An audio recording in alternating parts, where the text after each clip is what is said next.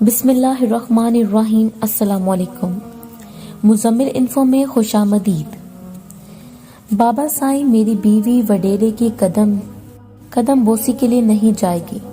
اگر اس بات پر وہ خفا ہوتا ہے تو ہوتا رہے، مجھے اس کی کوئی پرواہ نہیں۔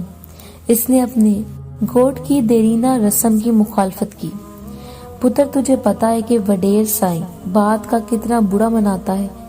والد نے اسے سمجھانے کی کوشش کی، اور تم کوئی پہلے فرد نہیں ہو جو اپنی دلہن کے ساتھ وہاں جا رہے ہو۔ سارے گوٹ کے نئی شادی شدہ جوڑے وڈیرے سائیں کے قدم بوسی کے لیے جاتے ہیں۔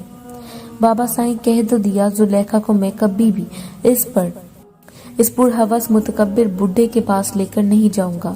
وہ میری عزت ہے، اور میں یہ کبھی بھی گوارا نہیں کر سکتا کہ کوئی غیر مرد اسے دیکھے، جبکہ وہ پیر فرتوت اپنی بیٹی کی عمر کی لڑکیوں کو تنہا اپنے حجرے میں بلاتا ہے۔ یہ کس قانون اور کس شریعت میں ہے کہ نئی نویلی دلہن کو گاؤں کے وڈیرے کی قدم بوسی کے لیے بھیجا جائے، اور وہ بھی اکیلے کمرے میں؟ پتر تم نے وہ کہاوت نہیں سنی کہ دریا میں رہ کر مگرمچھ سے بیر نہیں رکھا جاتا؟ بوڑھا الہی بخش اپنی باغی بیٹے کی نا کو ہاں میں بدلنے کے لیے اپنی سی کوشش کر رہا تھا، لیکن ان فضول رسموں سے بغاوت کرنے والا اس کا پڑھا لکھا بیٹا کسی صورت اس کی بات ماننے کے لیے تیار نہیں تھا۔ بابا سائیں بس چند دنوں کی بات ہے، میں نے اپنے دوست ثناء اللہ کو بتا دیا ہے، جو ہی شہر میں کوئی مناسب ٹھکانہ ملا ہم وہاں منتقل ہو جائیں گے۔ یہ ہر حال میں میرا کام تھا تمہیں سمجھانا۔ اس کا باپ گویا ہار مانتے ہوئے بولا، آگے تمہاری مرضی ہے۔ آپ فکر نہ کریں بابا سائیں، کچھ نہیں ہوگا، اتنی بھی اندھیر نگری نہیں ہے۔ عبدالقادر باپ کو تسلی دیتا ہوا اپنے کمرے کی طرف بڑھ گیا۔ اس کی حسین اور جمیل بیوی زلیخا چارپائی پر بیٹھی اپنے شوہر اور سسر کی گفتگو کو بڑے غور سے سن رہی تھی۔ وہ خود شہر کی باسی اور دیہات کی رسم و رواج سے بالکل ناواقف تھی۔ اپنے سسر جو رشتے میں اس کا پھوپھا لگتا تھا، اس کی باتیں اسے بہت بری لگ رہی تھی۔ اب اسے احساس ہو رہا تھا کہ اس کا باپ کس وجہ سے اس رشتے سے ناخوش تھا۔ یہ تو عبدالقادر کی خوش قسمتی تھی کہ وہ اس کی محبت میں اس رشتے کے لیے ڈٹ گئی، اور اس کے باپ کو عبدالقادر کا رشتہ قبول کرنا پڑا۔ البتہ وہ عبدالقادر سے یہ عہد لینا نہیں بھولا تھا کہ وہ جلد ہی گوڑ چھوڑ کر شہر منتقل ہو جائیں گے۔ عبدالقادر خود بھی گوڑ کی زندگی سے تنگ آیا ہوا تھا۔ اپنے ماموں کے نقش قدم پر چلتے ہوئے اس نے بھی گوڑ چھوڑنے کا فیصلہ کر لیا۔ پہلے تو اس نے یہی ارادہ کیا ہوا تھا کہ شہر میں کوئی مناسب ٹھکانہ ڈھونڈنے کے بعد ہی شادی کرے گا، مگر جب زلیخا کی زبانی اسے پتہ چلا کہ والد زلیخا کی شادی کسی اور جگہ کرنے کے لیے پڑ تول رہا ہے، تو شہر آباد ہونے سے پہلے اس نے اپنا گھر آباد کرنا ضروری سمجھا۔ گو زلیخا اور اس کے لیے ماموں کے 2 کمرے کے چھوٹے سے مکان میں چند دنوں کے لیے جگہ نکل آتی، مگر اس طرح اسے اپنے بوڑھے ماں باپ کو اکیلا چھوڑنا پڑتا، اور ایسا کرنا اسے مناسب نہیں لگا تھا۔ یوں بھی کچھ دنوں کی بات تھی کہ گوٹ والے گھر کا سودا کر کے اس نے بیانیہ بھی لے لیا تھا۔ صرف شہر میں کوئی مناسب ٹھکانہ ملنے کی دیر تھی، اس کے بعد وہ وہاں منتقل ہو جاتے۔ عبدالقادر کے کمرے میں داخل ہوتے ہی وہ کھڑی ہو گئی۔ میں نے وڈیرے سے ملنے کے لیے نہیں جانا، شوہر کے پہلو سے چمٹے ہوئے وہ لاڈ سے بولی۔ تو میں تمہیں کب بھیج رہا ہوں؟ عبدالقادر اسے ساتھ لیے چارپائی پر بیٹھ گیا۔ پھوپھا جان جو ضد کر رہے ہیں، اس نے پریشانی ظاہر کی۔ تو کیا ہوا؟ وہ ٹھوس لہجے میں بولا، مرضی تو میری چلے جائے گی، میری مرضی ہے، اور میں تمہیں کبھی کسی غیر مرد کے سامنے بے پردہ ہونے کی اجازت نہیں دوں گا، چاہے وہ وڈیرا ہو یا کوئی دوسرا یا تیسرا۔ اس کی بات پر زلیخا نے مطمئن انداز میں سر ہلا دیا۔ یوں بھی وہ جانتی تھی کہ عبدالقادر اس سے کتنی محبت کرتا ہے۔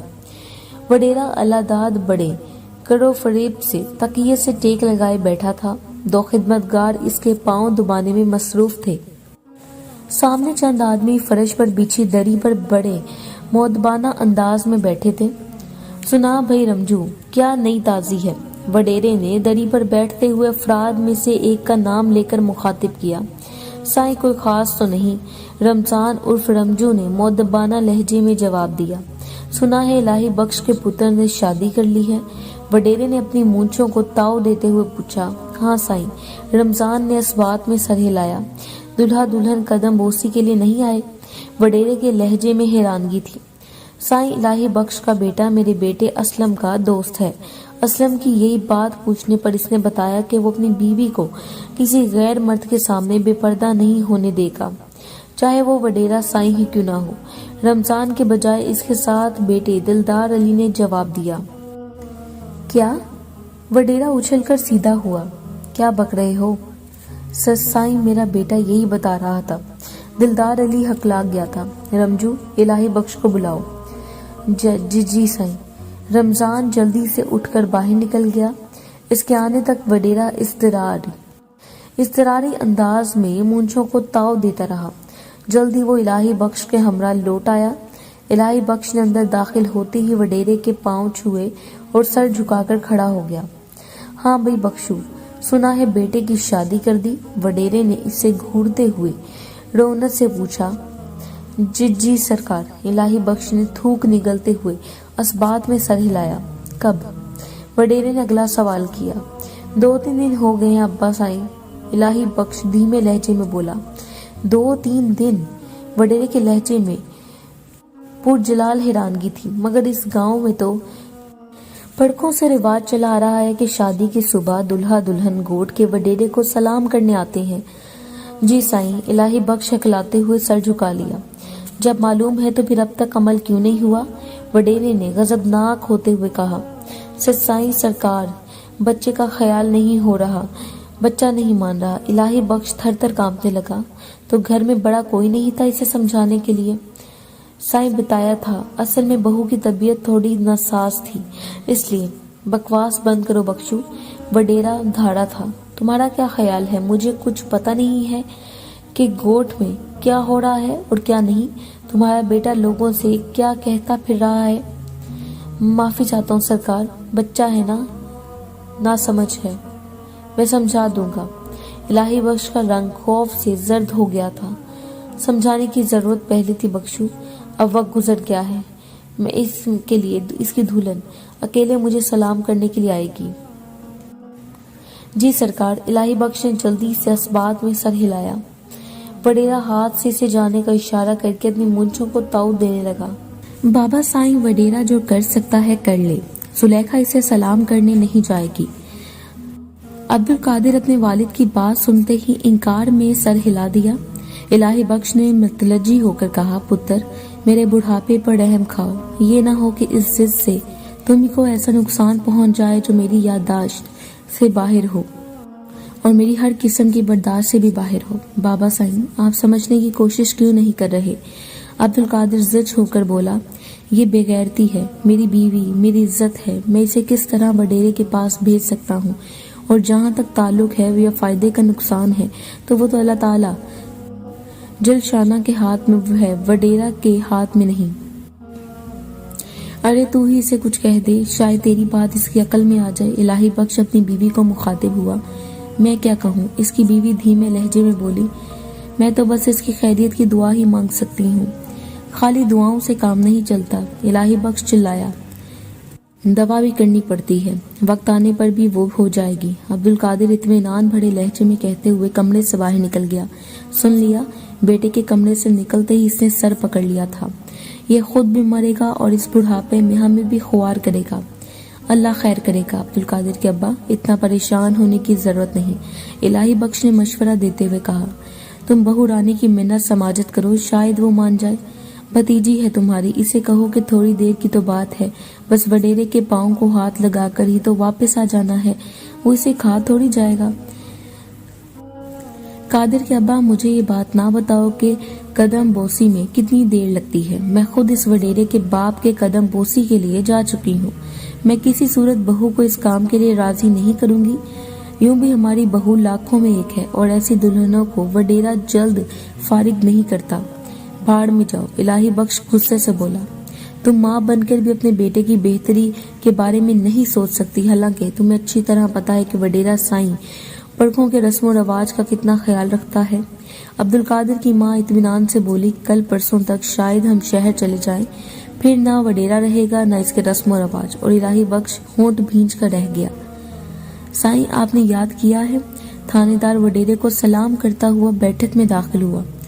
वो कोर्ट के लोगों के लिए बहुत बड़ी बला था, मगर वडेरे के सामने आकर वो भी भीगी बिल्ली बन जाता था। हाँ थानेदार, एक छोटा सा काम आन पड़ा था। वडेरा हाजरीन ने महफिल को हाथ के इशारे से जाने का कहते हुए बोला। इसका इशारा देखते ही तमाम लोग वहां से खिसक लिए। सिर्फ इसकी मुट्ठी चाबी करने वाले अपने अपने काम में मसरूफ रहे। हुक्म करो साईं, थानेदार ने खुशामद वल लहजे में पूछा। थानेदार, हम जरा पुरानी सोच के बंदे हैं। पड़कों के रस्म व रवाज हमें अपनी जान से भी बढ़कर अजीज हैं। अगर कोई इन रसूम को तोड़ने की कोशिश करता है तो हमसे बर्दाश्त नहीं हो पाता और हम ऐसे शख्स को सबक सिखाए बगैर नहीं रह सकते। बजाय इरशाद फरमाया साईं। वडेरा सांस लेने के लिए रुका तो इस वक्फे को गनीमत जानते हुए थानेदार ने जल्दी से लुकमा दिया। इलाही बख्श, दुकानदार से तो तुम वाकिफ ही होगे।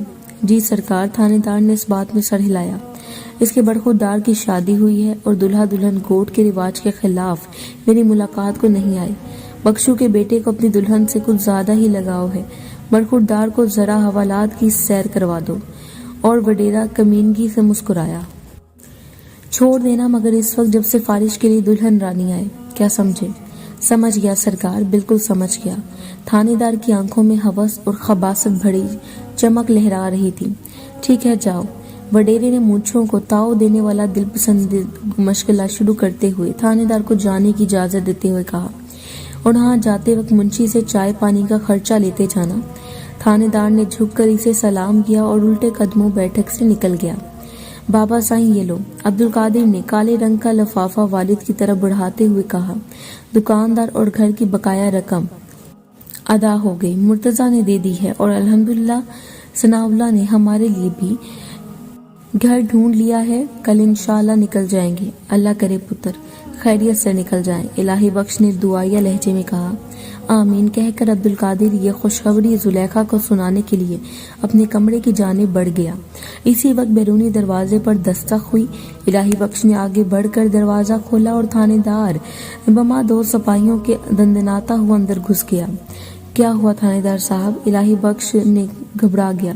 किधर है तुम्हारा पुत्र? थानेदार ने कड़क कर पूछा।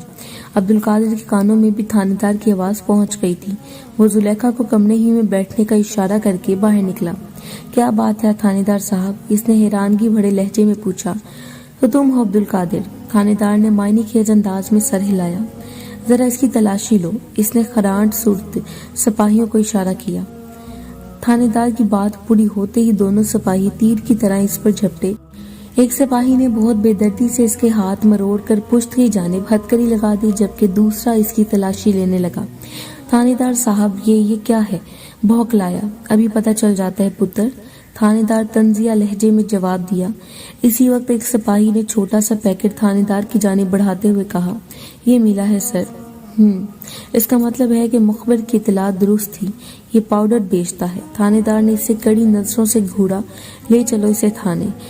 खुदा का खौफ करो थानेदार साहब, इस पैकेट को तो मैंने पहले कभी देखा भी नहीं। अब्दुल कादिर हकलाया। अब तो देख लिया है ना? इसके उकब में खड़े सिपाही ने दरवाजे की जानिब धक्का दिया और लड़खड़ाता हुआ दरवाजे की जानिब बढ़ गया। थानेदार पुत्र, रहम करो, मेहरबानी करो। बूढ़े इलाही बख्श ने थानेदार के सामने हाथ जोड़ दिए।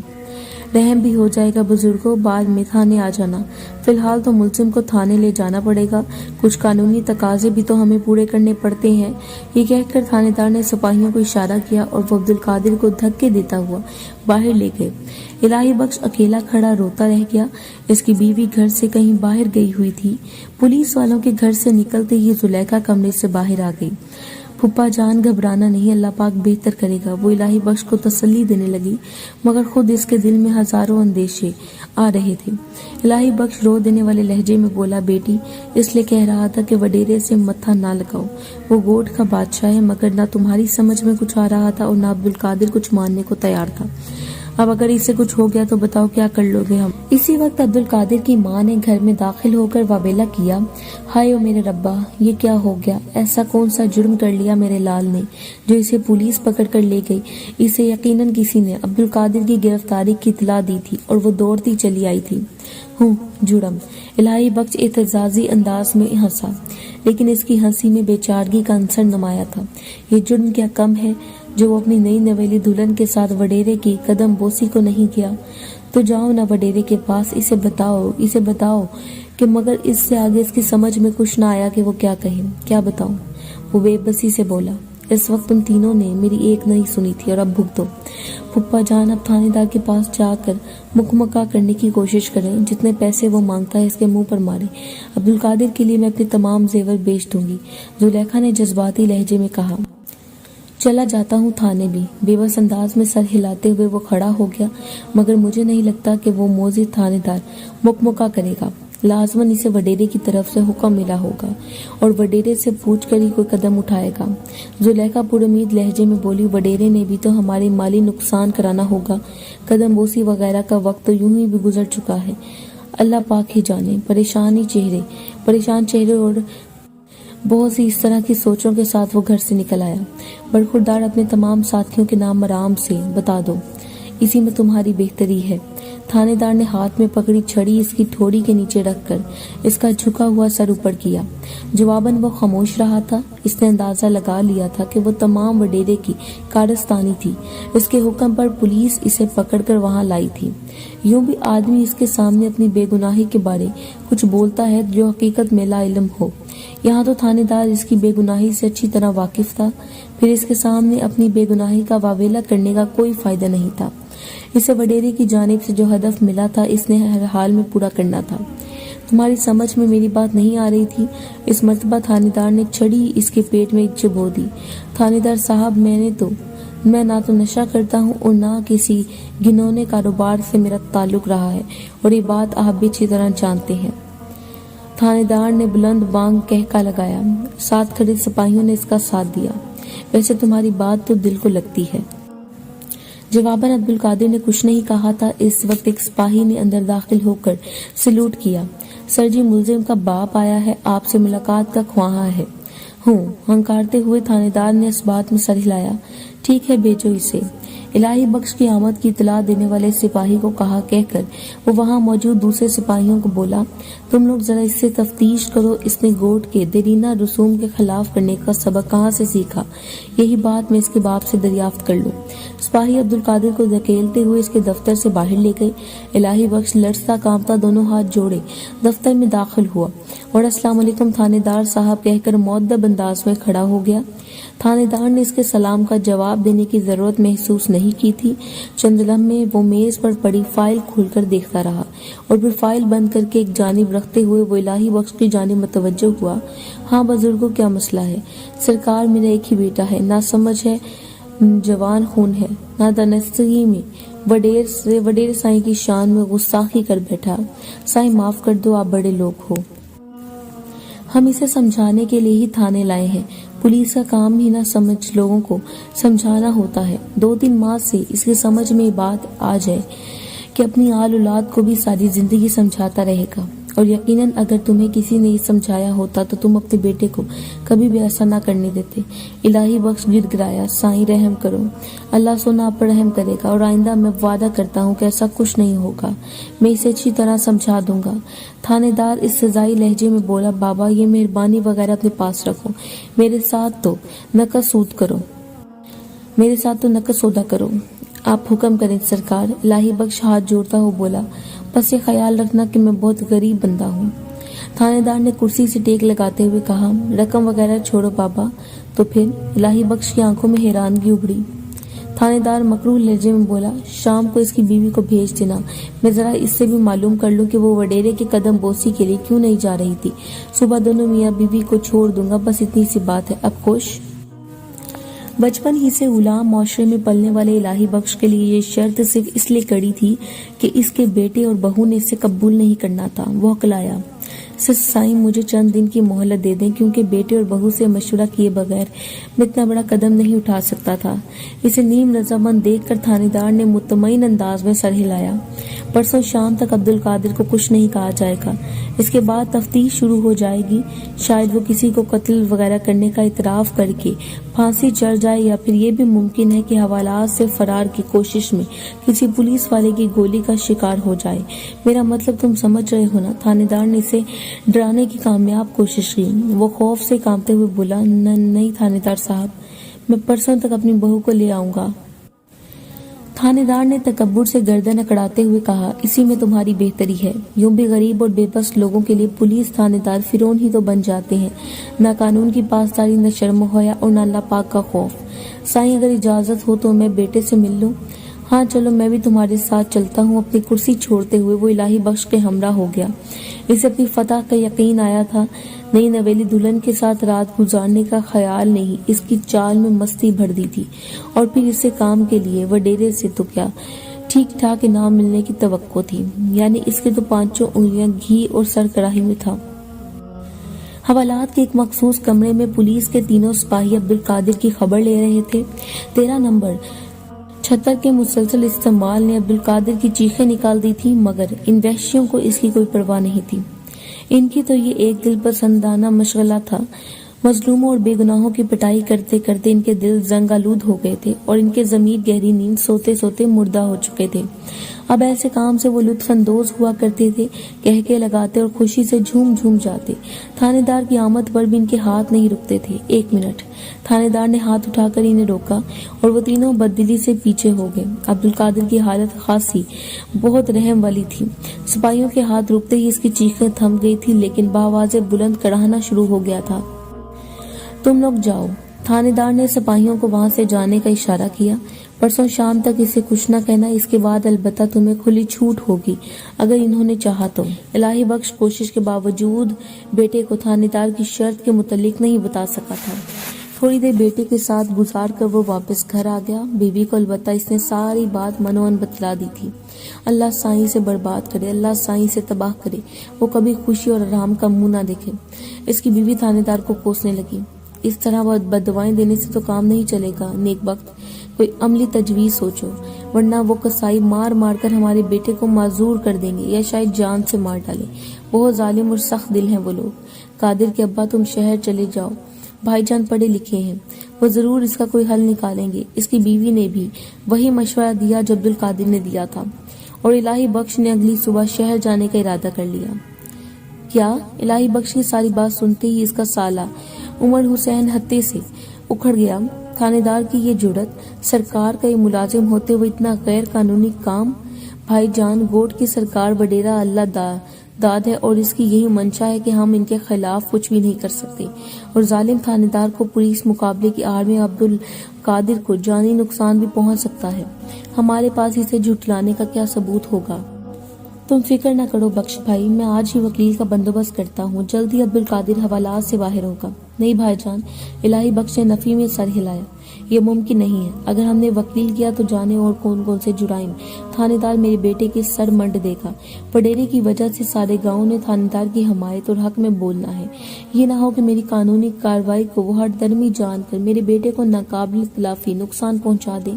عمر حسین تلخی سے بولا، تو کیا اپنی دھی اس کے پاس بھیج دوں؟ نہیں، الہی بخش نے نفی میں سر ہلایا، لیکن کوئی ایسی تجویز تو سوچ سکتے ہیں نا کہ سام بھی مر جائے اور لاٹھی بھی نہ ٹوٹے۔ عمر حسین گہری سوچ میں ڈوب گیا۔ چند لمحوں بعد اس کی آواز ابھری، کیا تھانے دار نے زلیخا بیٹی کو دیکھا ہوا ہے؟ نہیں، الہی بخش نے نفی میں سر ہلایا۔ ہوں۔ گہرا سانس لیتے ہوئے عمر حسین مسکرایا، اب دیکھنا میں تھانے دار کو کیسا سبق سکھاتا ہوں۔ مگر کیسے؟ الہی بخش نے اسے ہنسا کر کے خوش ہو گیا۔ یہ مجھ پر چھوڑو، تم بس آرام کرو، کہتے ہوئے عمر حسین کھڑا ہو گیا۔ ایک تھی تو صحیح، خرانٹ بڑھیا نے سوچنے کی اداکاری کی، بڑی خوبصورت بچی تھی، مگر آپ کو اس سے کیا لینا دینا؟ آپ کی بڑی مہربانی ہوگی اگر آپ اس کا پتہ مجھے دے دیں۔ عمر حسین متلجی ہوا، بتا تو دوں مگر فائدہ، مطلب مجھے کیا فائدہ؟ یوں بھی اس نے مجھ سے درخواست کی تھی کہ اس کا راز تشت ازبام نہ کر دوں۔ اس کے بھلے کی بات ہے بھائی جی، اور آپ کے لیے اتنا فائدہ کافی رہے گا۔ عمر حسین نے ہزار کے 5 نوٹ اس کی جانب بڑھائے۔ نوٹ چپتے ہوئے بوڑھی دلالہ نے एक फ्लैट का पता दोहरा दिया। उमर हुसैन शुक्रिया करते हुए वहां से बाहर निकल आया।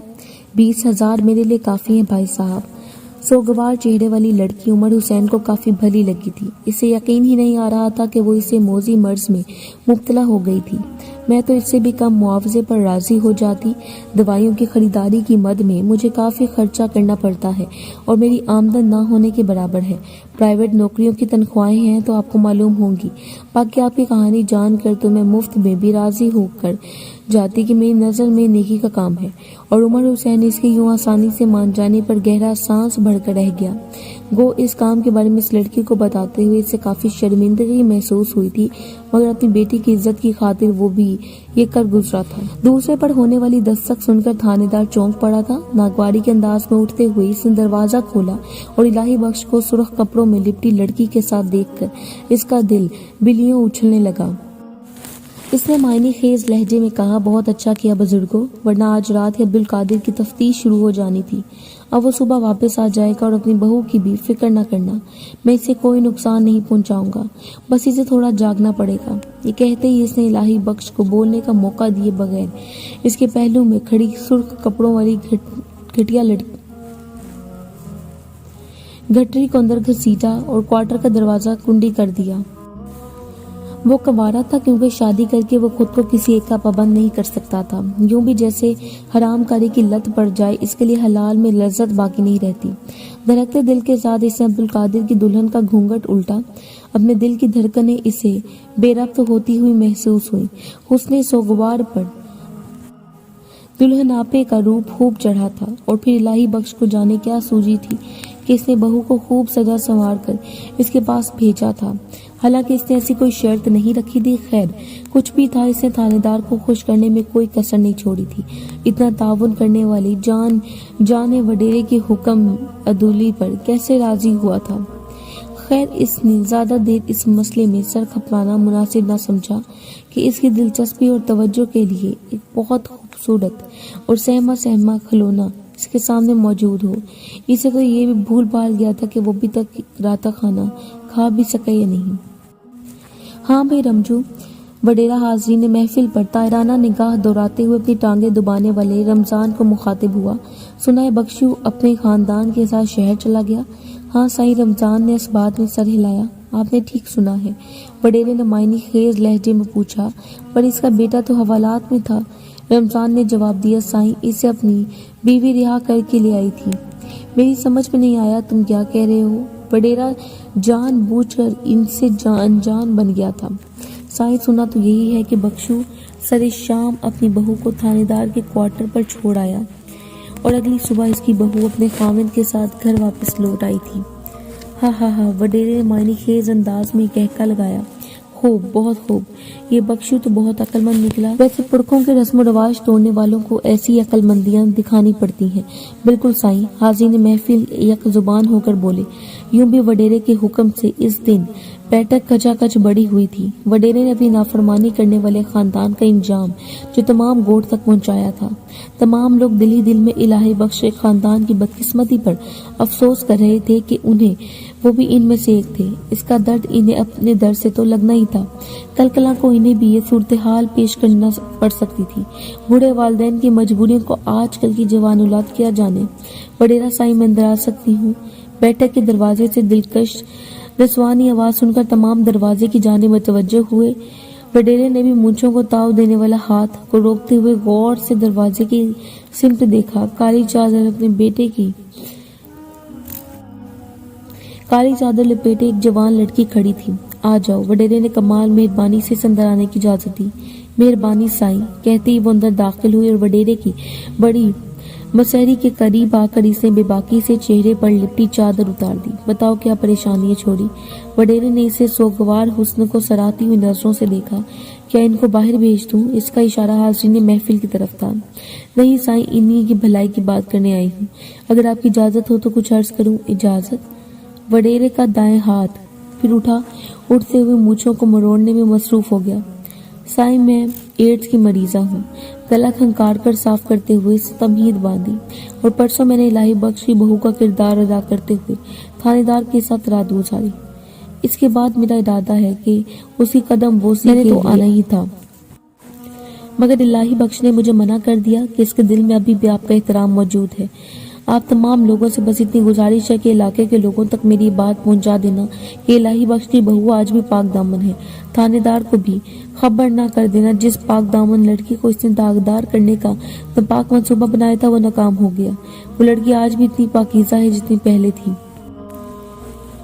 اور جہاں تک میرا تعلق ہے تو میرا تو خمیر ہی کچرے سے اٹھا ہے۔ اسی ملعون کام کی وجہ سے میں ایڈز جیسی مہلک بیماری میں مبتلا ہوئی، اور اس بیماری کی وجہ سے میں نے اس کام سے توبہ بھی کر لی، مگر ایک مظلوم کو بچانے اور ظالم کو اس کے ظلم کی سزا دینے کی خاطر مجھے مجبوراً یہ کام کرنا پڑا۔ مجھے بس اتنا ہی کہنا تھا۔ یہ کہتے ہی اس نے اپنا چہرہ چادروں میں چھپایا، اور جس طرح اچانک آئی تھی اسی طرح تمام کو ہکا بکا چھوڑ کر باہر نکل گئی۔ وڈیرے کی اکڑی ہوئی مونچھیں چوہے کے دم کی طرح لٹک گئی تھی۔ وہ بمشکل اپنی مسہری سے اٹھ کر لڑکھڑاتا ہوا بیٹھک سے باہر نکل گیا۔